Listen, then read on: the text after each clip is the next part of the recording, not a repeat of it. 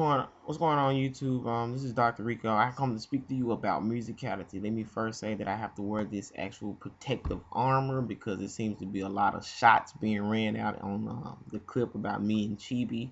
A lot of personal comments, a lot of different shots being ran out, and have to protect yourself amongst the bullets being shot at you.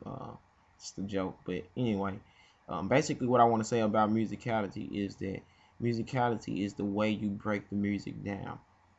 Every actual dance style has its own way of breaking music down.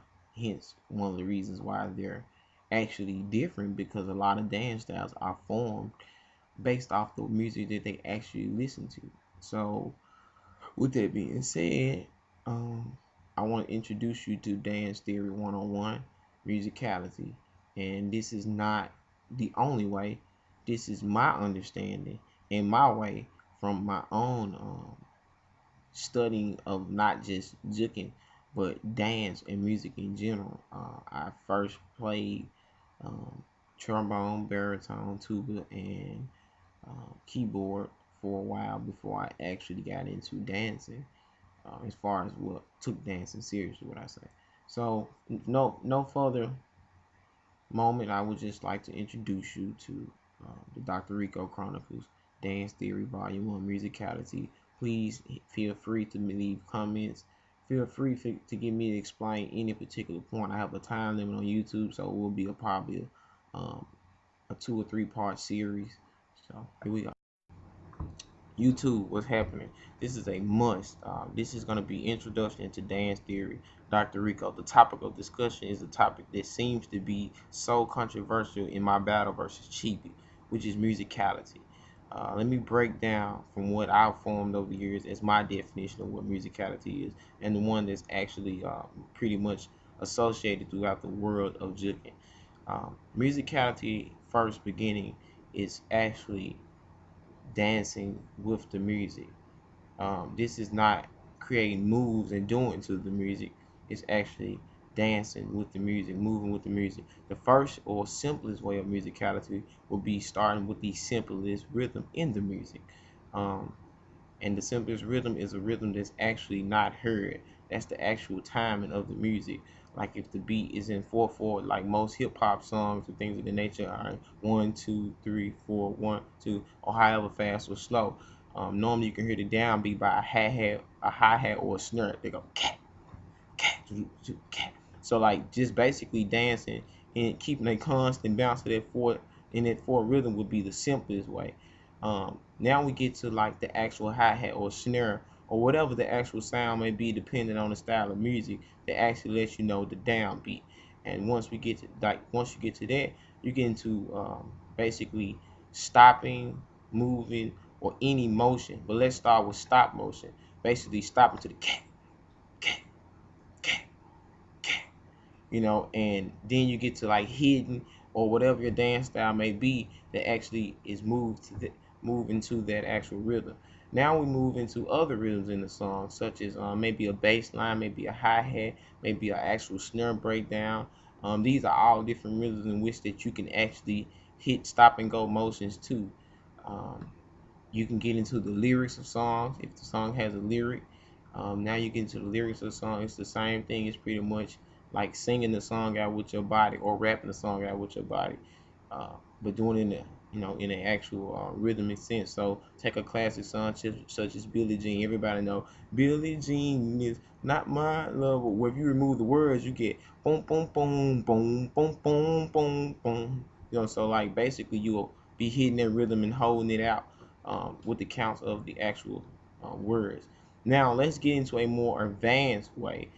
As we get into more advanced, let's start with the actual simpler sound, which is the hi-hat.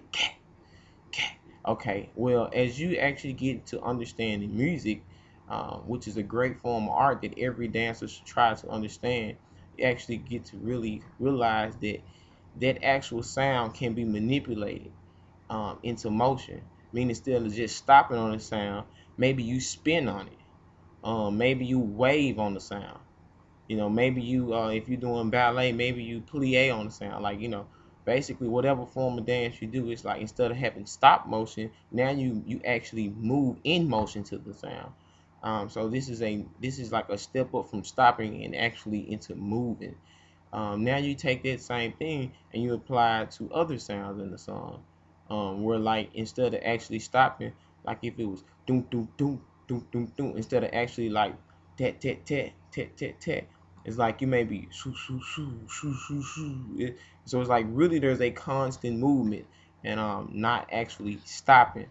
Now you can do that with any sound of any style of music, no matter what your style may be. Now we move from that and we move on to actually taking the sound. This is where it actually moves into understanding music. And I was a musician before I was actually a dancer. This is where you take the sound and you capture the actual mood of the sound, or such as like certain instruments, or such as a sound like a sound effect such as wind, like shoo. So instead of just simply like trying to stop or something, it's like you get something like animation styles or different things where you see like the waving or the covering or the gliding to that sound. So what you're actually doing is taking a sound and creating a motion of what you think that actual sound would look like if it was in motion. So that is purely up to the artist. Every sound could be created into its own motion. Such example of something like a bell going ding, ding, ding. We're more familiar with bells being small movements, small dime stops, but at the same time, the actual thing to somebody could be like a lifting up, like ding, ding, and they may think of the pitch rising or the pitch lowering, which may be their way of breaking the music down.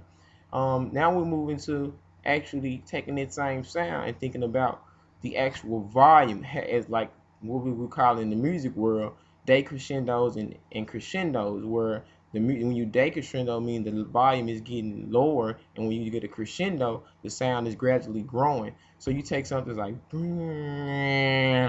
that is actually a crescendo because it got louder. So instead of just hitting it where like you, it's like now maybe you give more energy to your movement, just as the sound gives more energy by volume increasing. And doing the same thing the opposite. If it goes and you get quiet, you can really find this in such music such as ballet and music and jazz, any actual music that really uses classical music and some of the greater musical pieces ever made, in the sense of like just strictly instrumental. Not saying that you can't find this in hip hop, because a lot of hip hop artists think a lot out of the box when it comes to actual beat production now. For real, I'm not gonna go that far into who all do it, but basically you can find that.